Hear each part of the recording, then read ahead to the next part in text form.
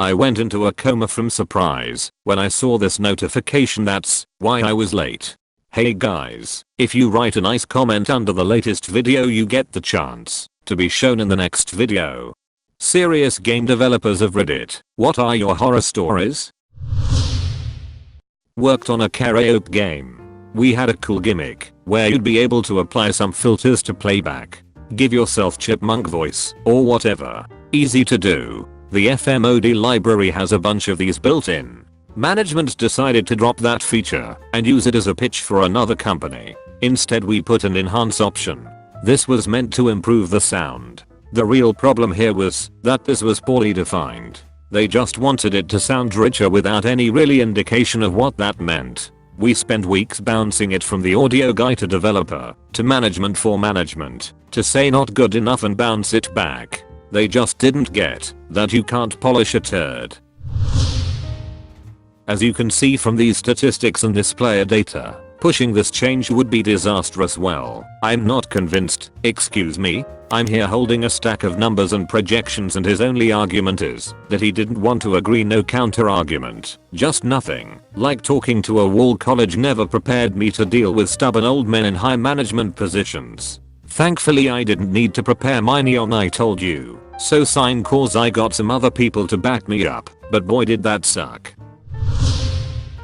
Was working on a game in college, and we had a producer who made all the decisions. Stupid class idea BTW, and our producing came in and said I want dialogue in the game, and if it's not you fail, and then proceeds to hand us 11 pages of dialogue 2 days before it was due. The fear of failing a class caused some spent 10 weeks writing dialogue and never told us was terrifying. Was the dialogue done and in game? Yes. I made sure to never take a class with that kid again. Almost changed majors because of this.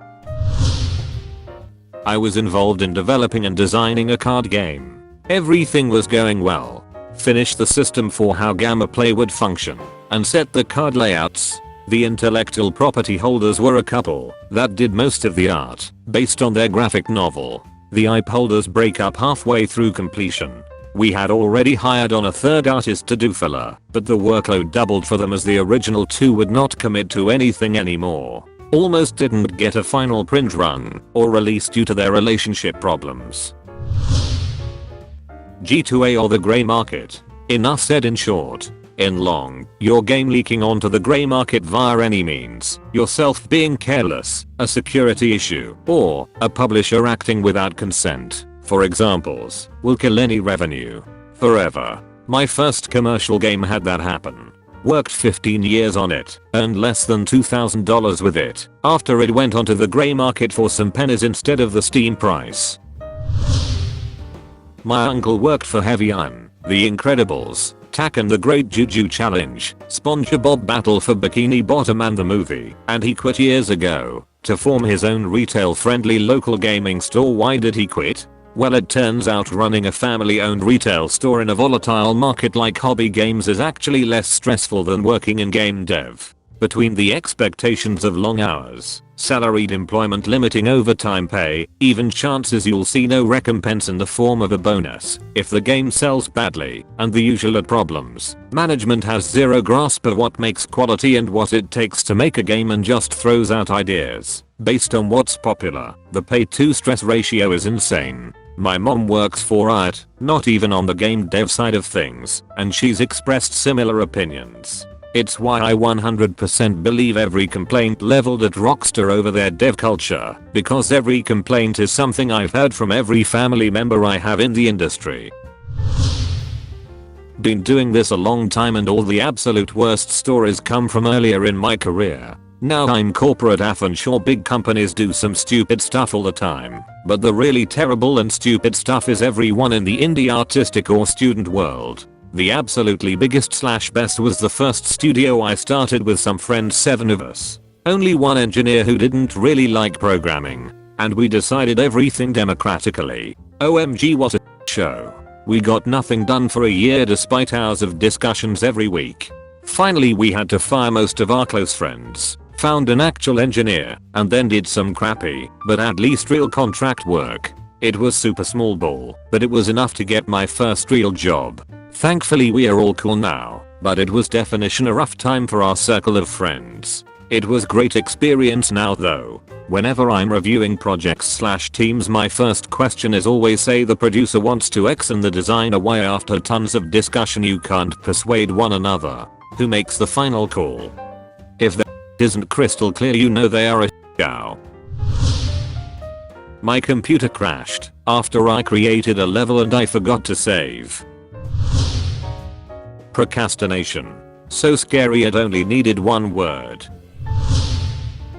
This may not qualify, but I worked as a writer on a few indie games a couple years back. I had just joined a small crew trying to get an MMO off the ground. While I'm not a programmer/developer, I immediately saw red flags. It was a small team of like 5 people, all working part-time/for free, with little experience, trying to put together a very high concept MMO. Their idea was this massive sci-fi shooter set in space with multiple factions fighting for dominance. The planets were supposed to be huge, the armies had complex ranking systems, and it was supposed to play like a third-person Halo. As soon as I joined I started to regret it, but the demo I was able to play was surprisingly fun, and I figured they'd draw it back to a more realistic place in the future. That's when I discovered the online chat logs.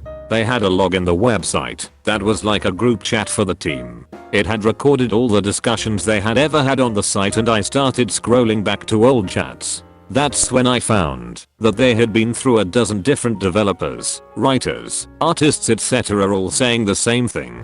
Something along the lines of, "You guys have no idea what you're doing, and I'm not doing 100 hours of work for free." The rest of the team would then get super defensive and say how they were being and could find other people. That's about when I found out they wanted me to do all the lore writing, all the dialogue writing for all NPCs, and all the in-game text in general by myself. For free. I'd throw out of there. Also, out of all the offers I got, literally 80% of the games were based on the idea of Earth running out of resources and having to colonize space.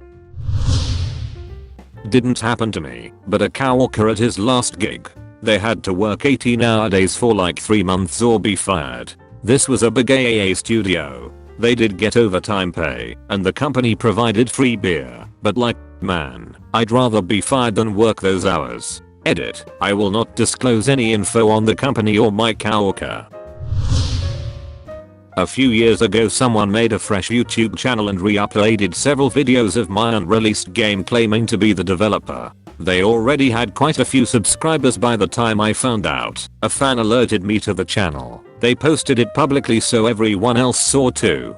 There was a flood of negative comments and reports that followed, and it caused him to apologize and remove the videos. Not sure if the channel was deleted. Can't find anything on it now. More recently, as in a few weeks ago, some random decided to DM one of my private beta testers on Discord for another unreleased game, claiming to be working on the game with me. I haven't always have worked completely solo. Instead of being for attention, this was an attempt to get access to the beta channel with private download links to the game and leak it.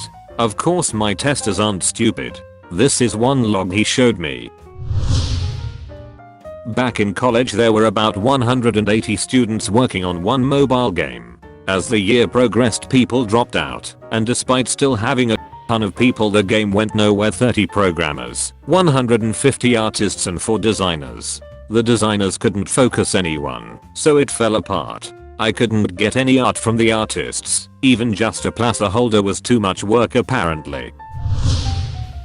Worked for a company making licensed mobile games for young children. Think Dora the Explorer, Strawberry Shortcake, etc. One of my teammates was assigned to make a small car racing minigame. Designers wanted skid marks when the car would turn sharply, which makes sense. Tires were black, so of course, team makes the skid marks black as well. Designers come back, client believes black skid marks to be too harsh for children. Okay, so we can make them a lighter grey if the lines are too harsh and it clashes with the background. This is not what they meant. They meant the black lines somehow might scare children. However, rainbow skid marks sound wonderful and definitely won't, and it can't be that difficult to implement, right? In went the rainbow skid marks. Currently AAA game developer, 8 years experience as a programmer. First job, I used to make book games as my first out of college video game job. I was certainly grateful for the opportunity as well as the experience. However, 21k a year while working 60+ hour weeks wasn't exactly great. We had this policy where, if someone stayed late on your team, everyone did. I support solidarity. However, having the owner come down and basically tell you to remake the game from scratch on a daily basis wasn't great. We would get in at 9 AM and leave at on average 12 AM or 2 AM. We were expected to be back for our regular schedule. Second job, I was doing more serious games. The boss hired me as a replacement for a much more expensive person and expected me to do the same exact work. Everything was pretty chill and manageable for a while until he started burning through our budgets and not getting contracts. We decided we needed to hire some outside help for some art on some projects. He brought in students and tried to pay them minimum wage. If we couldn't think this dude was scummy enough, he then tried to pit my friend and I against each other. It would start with him speaking poorly about the other. My friend and I told each other about it and promptly dipped out to other employers. Third job was great, just didn't pay well. Games almost never do. Fourth job, I was working my dream job, AAA company.